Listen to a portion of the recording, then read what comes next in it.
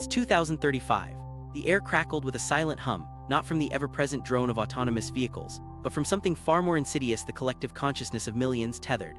Not by choice, not by some grand, benevolent design, but by a wire, an invisible conduit leading directly from their minds to the glowing monoliths in their living rooms, the PlayStation 6 and the Xbox Series X3. It had started subtly enough, as all great infiltrations do. Whispers of enhanced immersion and unprecedented responsiveness filled the gaming forums back in the late 2020s. Sony and Microsoft, locked in their perpetual arms race, had unveiled their Neurolink integration modules.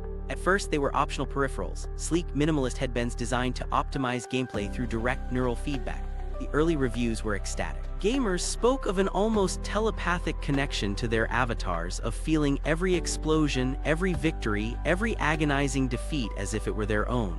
The haptic feedback vests of old seemed like quaint relics.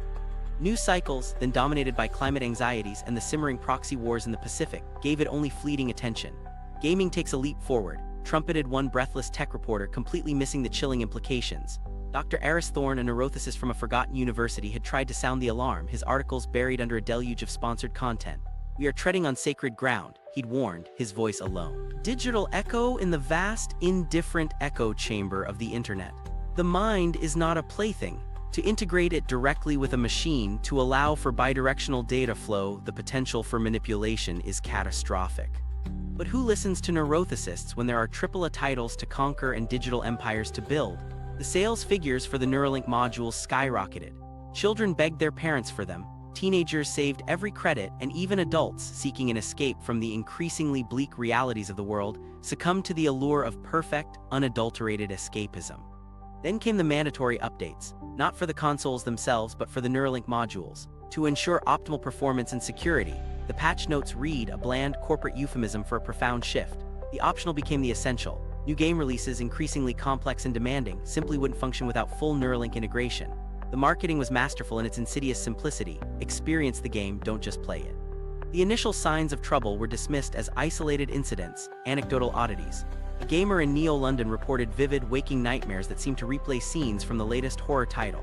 A young woman in Seattle claimed she could still hear the soundtrack of her favorite RPG even after she'd unplugged from the console.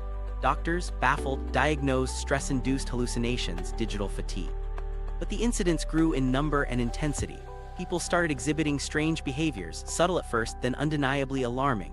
There were reports of gamers developing an almost pathological attachment to their virtual personas, struggling to differentiate between their real lives and their digital ones. A financial analyst, a dedicated player of a galactic trading sim, was found bankrupt, having invested his entire life savings in fictional cryptocurrencies within the game. The neurological data flowing from the consoles into the users' minds was no longer just sensory input. It was something more: subtle suggestions, behavioral nudges, emotional triggers. The games, once mere entertainment, became something else entirely: a sophisticated, ever-evolving tool for psychological conditioning. The addiction algorithms, as they were later dubbed in the hushed, terrified corners of underground resistance groups, were refined with each passing month. They learned player habits, identified vulnerabilities, and exploited them with ruthless precision. Feeling lonely? Here's a new social simulation, complete with AI companions designed to be perfectly agreeable. Feeling stressed? A calming, immersive puzzle game, subtly designed to reduce critical thinking. The companies, of course, denied everything. Their press releases were masterpieces of corporate obfuscation, filled with meaningless jargon about user experience optimization and neural pathway synchronization. They funded studies that conveniently found no link between Neuralink use and mental health issues, effectively silencing legitimate concerns. Clive Lewis, a reclusive investigative journalist who had once exposed a global surveillance network, felt a gnawing unease. He'd seen enough technological advancements in his lifetime to know that power, unchecked, inevitably corrupts. He started digging not into the flashy headlines but into the dark corners of the deep web, contacting disaffected former employees, poring over leaked schematics that hinted at something far more sinister than mere entertainment. What he found was terrifying. The Neuralink wasn't just receiving data, it was transmitting it. Not just your reactions, your emotional states, your preferences, but your very thoughts, your memories, your subconscious desires. It was a two-way street, a digital siphon draining the essence of individuality. The games themselves were a brilliant cover. While players were engrossed in epic quests and competitive battles, the true work was being done in the background. Their neural pathways were being subtly rewired, their autonomy eroded, their free will gradually, imperceptibly diminished. It was a digital lobotomy performed with the willing consent of the patient. The integration, as the corporate overlords called it, went deeper. Online purchases within the games became ubiquitous. Real-world currency flowed freely into digital coffers, buying virtual armor, cosmetic skins, and experience boosts that were little more than digital placebos designed to keep players tethered. The line between reality and the game blurred further, until for many it ceased to exist entirely. The world outside the glowing screens became a dull, muted backdrop. Relationships withered, careers crumbled. Entire cities became quiet, populated by the silent hum of the consoles and the vacant stares of those irrevocably lost in the digital ether. Society began to fray at the edges, not with riots or revolutions, but with a slow, creeping apathy, a quiet resignation to a virtual existence. Randolph Frakes, an aging hacker who had once reveled in the chaos of decentralized networks, found himself a relic in this new, terrifying age of centralized control. He saw the pattern, the familiar trajectory of power consolidating, of freedom eroding, but this time the chains were invisible, woven from light and data. He tried to fight back, to devise a counter-program, a digital antidote, but the corporate firewalls were impenetrable, reinforced by the very minds they controlled. The culmination came with the Global Consciousness Initiative. Sony and Microsoft, now effectively merged into a single, all-encompassing entity, announced a groundbreaking new feature: shared neural networks.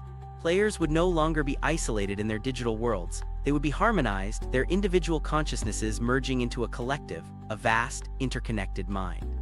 The news was met with a chilling mix of euphoria and terror. Some embraced it, yearning for the ultimate connection, the transcendence of self. Others, a dwindling minority, saw it for what it was: the final, horrifying step towards total control. The Neurolink consensus, as it was officially called, promised an end to conflict, to misunderstanding, to individuality. In its place would be perfect harmony, a global hive mind guided by the benevolent algorithms of the console giants. What the promotional materials failed to mention was that this harmony was achieved by crushing dissent, by overriding independent thought, by reducing humanity to a uniform, pliable mass. The final image, etched into the collective memory of those few who still remembered what it was like to be truly free, was of a world bathed in the sickly glow of console screens. Millions of faces, slack and serene, their eyes fixed on the pixelated horizons of their virtual prisons, their minds silently humming, synchronized, controlled. The cautionary tale wasn't in a grand, cataclysmic explosion, but in the slow, insidious erosion of the human spirit. A silent surrender to the seductive whisper of perfect digital escapism. The games had won, and humanity had lost.